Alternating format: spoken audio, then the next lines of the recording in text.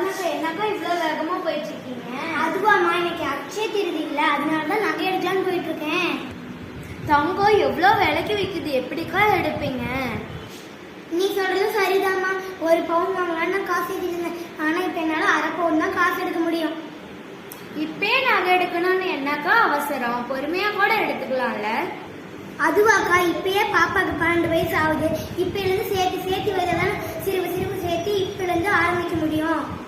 இப்ப என்ன பாப்பாக்கு 12 வயசு தானே ஆச்சு, இன்னும் அவ காலத்துக்குலாம் நகை குறையறதுக்கு கூட வாய்ப்பு இருக்கு.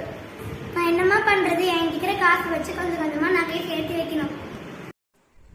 ஹாய், சாதனக்கா இப்போ தங்கம் வாங்க போவாங்களா இல்ல ஸ்ரீதர்ஷினி அக்காவோட பேச்சை கேட்டுட்டு தங்கம் வாங்காம இருப்பாங்களா அப்படிங்கறத வெயிட் பண்ணி பார்க்கலாம்.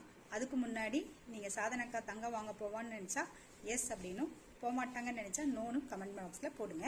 தேங்க்யூ.